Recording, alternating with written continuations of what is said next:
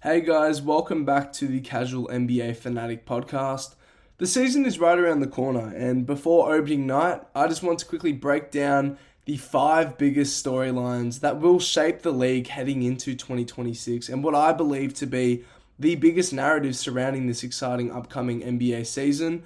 These are just the headlines and stories that I think everyone's going to be talking about. We have superstar redemption arcs, we have rookies stepping into the spotlight, we have just whether the West is just simply too stacked for anyone to truly separate themselves and dominate, and who we actually think and how we think the West is actually going to round out. And with that, I've picked the 5 storylines that I think matter most, and I'm going to deep dive into what they mean, why they matter, and how they could completely change the trajectory of the season. And so let's get into it with our first storyline, which involves the expected redemption season of megastar Luka Doncic. Now, it was no surprise last year was truly a down season for Luka. It was his lowest scoring production-based season in 4 years, and by far his worst season in terms of impact and advanced metrics since his rookie campaign. And that stemmed truly from another fall in conditioning value, just majorly deteriorating the short-range scoring prowess that unlocked everything that he did as a transcendent offensive floor raiser. But with an epic offseason of resilience, discipline, and hard work, and that's visibly drawn from the multitude of different photos and Eurobasket play that we've seen. But Luka just comes in looking not just slimmer, but just a more toned and more explosive version of himself. And it looks like he still possesses enough power to physically protect himself in his downhill penetration. And all Luka really needs to be successful as that all-time level floor-raising talent is really just a tad more of that first step to unlock the full, continuous, and sustainable advantage creation that makes him the second best offensive player in the NBA when he is at his best.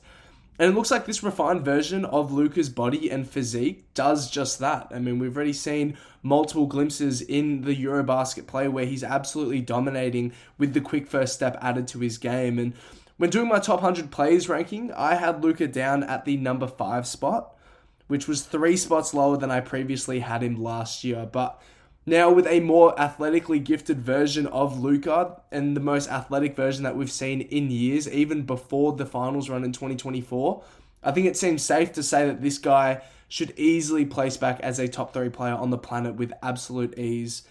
And last year, it was just the extra body weight that just plagued him in more ways than just one. Offensively, we know how much he relied on the ability to shift pace and direction with the deadly hesitation dribbles and the head and body fakes that he loves to offer. But last year, the ability to actually explode into open angles was just majorly impeded, and that was why that overall downhill piece of Luka's scoring arsenal was just completely off compared to where the elite version that we're used to. But it was also just the defensive atrocity as well. I mean, we saw that last year, and that just added another bottom to his overall value as a basketball player. Just the absence of any lateral competence on the perimeter by any standard just made him an absolute nightmare at shutting off simple closeout drives. And just the overall detriment that he was defensively for yet another season just exposed a whole other level of horrendous defensive stability. And that did wreak his impact heavily. But now, shifting gears and expectations to what we're going to see this year, I have absolutely high expectations for Luka. Just a new set of agility-based gears and a refined frame will give him the instrumental boost to place him back into the best player in the world discussions and giving him the sufficient burst to at least possibly be satisfactory on that defensive end. And that really is the big question mark around Luka and his overall talent. How much is he giving up on the defensive end? Because you can only make up so much as an offensive-orientated player in the league. But much of it as well, a lot of it's habit-based, especially when we are talking about the defensive side of things with Luka. But no doubt will this guy be absolutely invigorated to give his career best after what was an embarrassing campaign for his typical megastar standards. And really, if Luka can be a guy who can provide real resistance in passing lanes and lock in as a timely help side rotator, those are all achievable roles for a guy with his floor processing and the spatial awareness that he brings to the game. And then we also could see a major mitigation of the lost value in his game, which will majorly step up his overall stand as one of the premier plus valued players in the league. And for me, I think as we look towards this season, an MVP season for Luka is definitely in the cards. And my prediction for this upcoming campaign is I think Luka will average around 29 points, 9 rebounds, and 9 assists on maybe about 57% effective field goal percentage. That is my guess.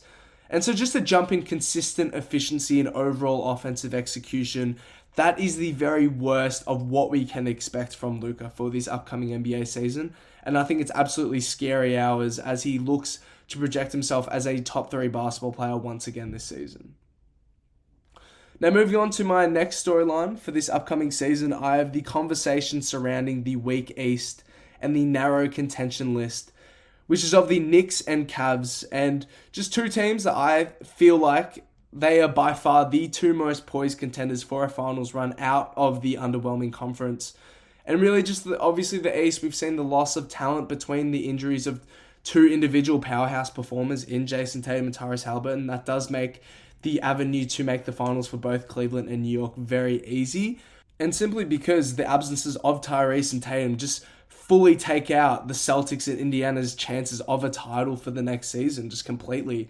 But also just from what we saw from last season, I mean, between Cleveland and New York, these are the two teams who have remained premier, consistent finals favorites. And really, neither team have topped up on talent to the level that makes them stand out more, like their competition in Orlando and Atlanta. But out East, not many actually have the same regular season formula and the overall experience star power than the Knicks and Cleveland. And a conference finals battle between these two teams just seems inevitable from this perspective.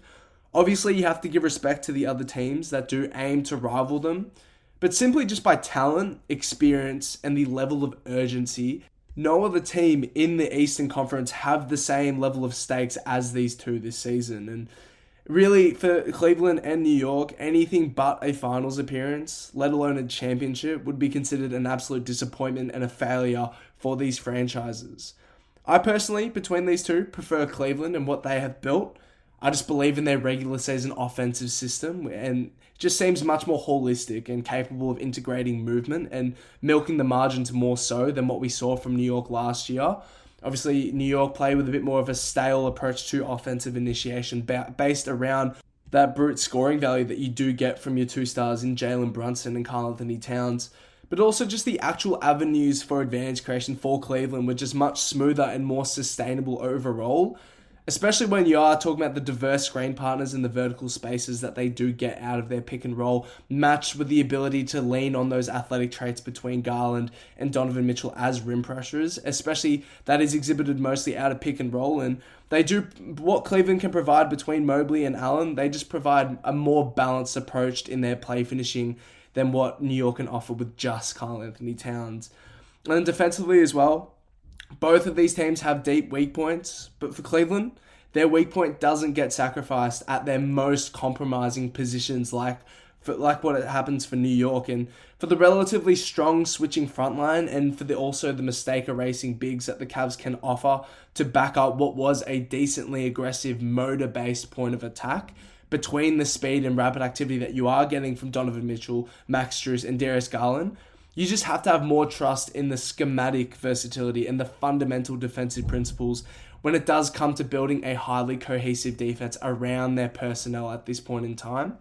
But in saying that, the favorable matchups lie with the best player in that probable matchup, and the offensive firepower from New York definitely has the stronger potential to physically outmatch Cleveland if they can work out their deeply flawed transition defense. And really for New York, if they ever wanted success in a series against Cleveland, it's really if they can drag games into true half-court offensive warfare. And that does favor their lead talent, especially with Jalen Brunson at the helm. And in terms of expectations, there are none more scorching than these two teams in the Eastern Conference. And really the urgency to deliver at least a finals appearance is extremely high for these teams. And I think the only thing lying in their way is really each other. And this year's battle for the top of the East will certainly be a fun story to keep track of throughout the year. My prediction for the New York Knicks is around 52 to 55 wins and a second seed. And for Cleveland, I can see a record of 60 to 63 wins and a clear first seed placing as the East powerhouses both aim to take advantage of a once-in-a-lifetime opportunity for each franchise, considering just how stacked and talented the league is compared to their conference. And I just think these teams are on the absolute hot seat to deliver at least a finals appearance this season. Now moving on, a more subtle storyline here as we move on to our third topic of the day. But this is a topic for me, myself, something that I'm excited to see for sure, and that is the rookie campaign of Cooper Flagg in Dallas. Now, for Cooper, this isn't really a story that will exactly instrumentally boost Dallas's championship odds for this season, but this is definitely a storyline that will give us a glimpse of what may be one of the best and most versatile talents to ever grace the league. And what makes this storyline more interesting is just the possible role that we'll see Cooper have, especially with there still being no timeline for Kyrie's return date. And obviously we know Dallas's biggest weakness is just the lack of true primary ball handling options on their current roster. But obviously, in Cooper's case, he's extremely raw as a shot maker and a stable primary ball handler relative to the NBA world at this point.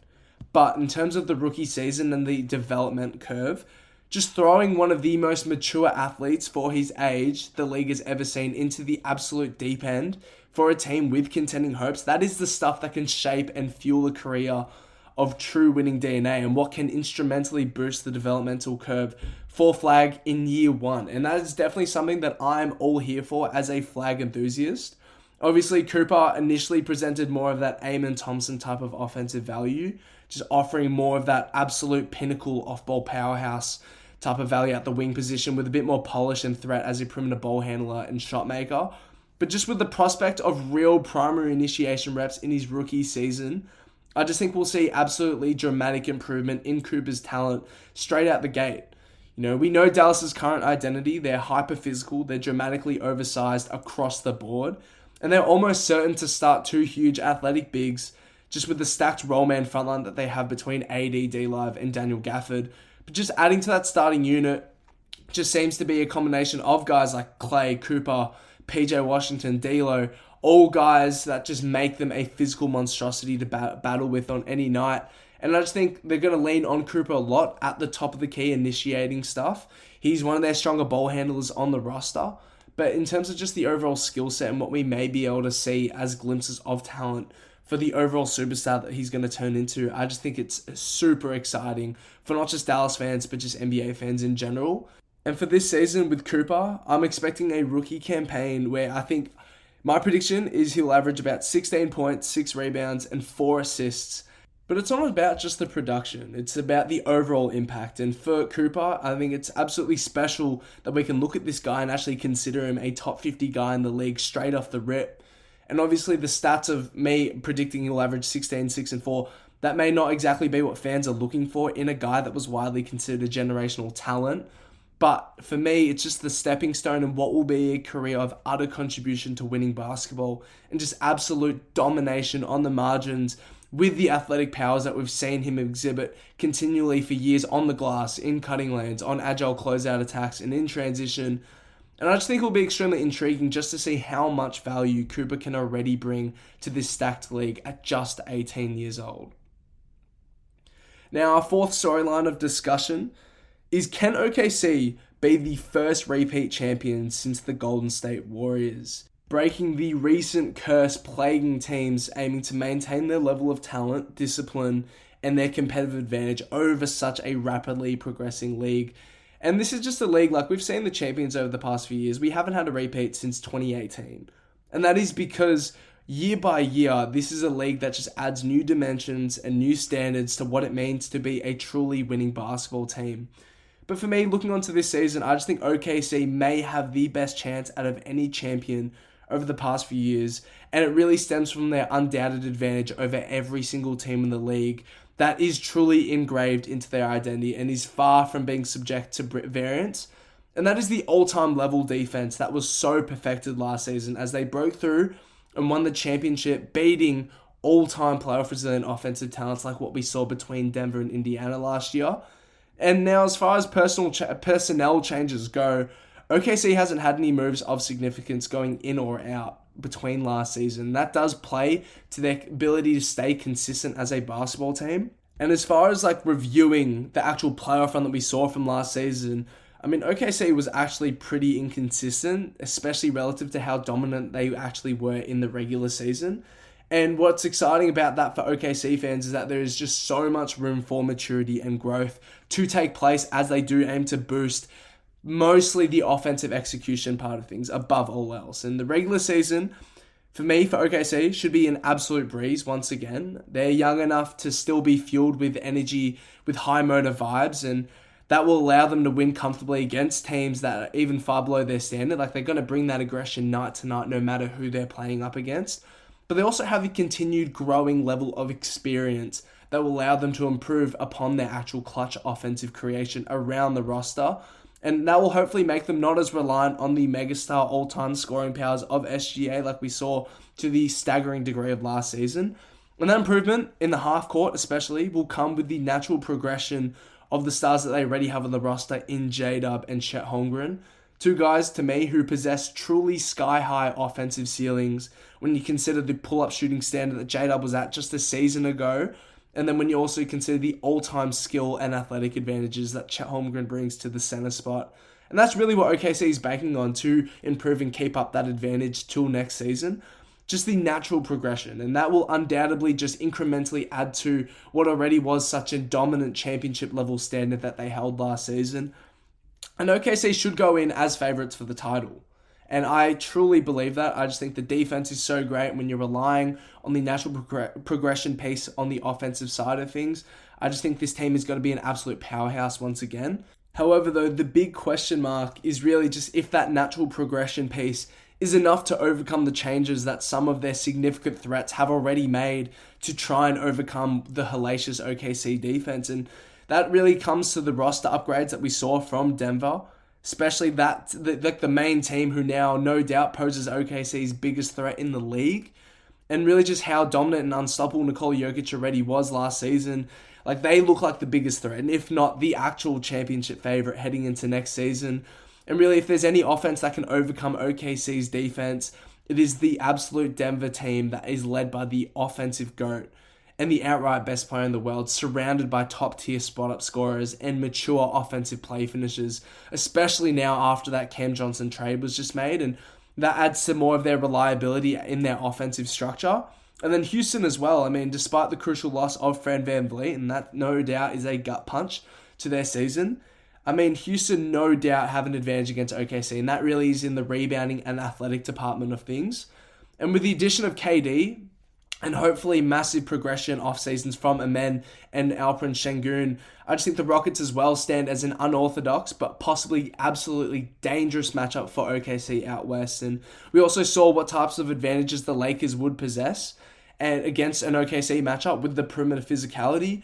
We know what Golden State and Minnesota can be, and that's just us talking about the Western Conference at this point. And that would all happen before they get to what would probably be a pretty well-rested Eastern Conference champion, considering just how weak the East is at the moment. And so basically the road for OKC to win a second title, and it really just never is smooth sailing for teams to repeat, but especially for OKC, like, the road is completely dangerous for them to actually be repeat back-to-back champions. But overall, I think OKC's talent and the designated competitive advantage that they offer may give them the overall advantage to hoist the trophy for the second year in a row. And that would really truly kickstart this all-time level dynasty that we are anticipating to label this era of Thunder basketball. Now moving on, we have our last conversation, and it drags partially off of what we just spoke about, and it is obviously just how stacked the West is and what we can predict the standings to shape out to be by the end of the regular season. And we know the dip in the contenders out of the East, but the actual West just continues to keep building on talent and expectations for every single team. And though we say it every year, this may actually be the strongest conference of all time, especially if each team can live up to their overall respective ceilings. And the team with certified top-tier contending ceilings out of the West consist of really just the big three at this point: OKC, Denver, and the Houston Rockets. But after that, you've got teams whose ceilings are no doubt finals and championship level. And if all goes right, these are the teams that also definitely have visible paths to the title. You have Minnesota, you have Golden State, you have the Lakers, you have the Los Angeles Clippers, and you have the Dallas Mavericks.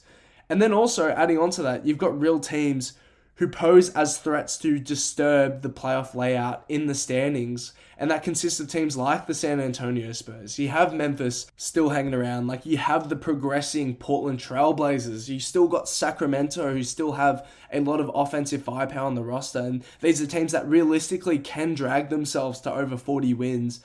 And just the actual talent and like the health, the ceilings out of the West right now, it's just extremely disturbing to see for the top seeds. And once the playoffs roll around again, it's going to be really interesting to see what teams get home court advantage, especially considering how tight it's going to be for that 3rd and 4th seed.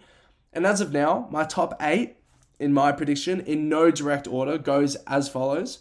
I think OKC, Denver, Houston, Minnesota, Golden State, Dallas, and both LA teams will round out what is that actual top 8, especially after the play-in tournament is sorted out. And like I said, the conference is totally up for grabs, and we've seen how great of a ceiling these teams can hit on any given stretch of the season, and that makes this conference look just that much more deadly as the season ramps up. And the absolute thinnest of hairs will be what splits these teams by the smallest amount of games. And it's going to be an absolute cinema towards the end of the regular season to see how these teams ferociously battle for a top 8 seed. And so those are my 5 biggest storylines that I'll be watching as we head into the 2025-26 NBA season. Luka's comeback push, the battle of the East 2 true contenders, Cooper Flagg's rookie campaign, OKC's chances of repeating, and just how stacked the West is from top to bottom. Each of these narratives are going to shape the year out in different ways, and by the time we get to April, we'll probably look back at 1 or 2 of them as the defining theme of the season. And now I want to hear from you guys. Which of these narratives do you guys think is the biggest swing factor heading into opening night? And is there another one I missed that you guys are also more intrigued in? So make sure you're following the podcast so you don't miss out on my next breakdowns as we get closer to tip-off for the NBA season. And hit me up on the Instagram at CasualNBAFanatic just to share your takes and what you guys think are the biggest storylines and swing factors for this upcoming season. Thanks for tuning in, and I'll catch you guys in the next episode.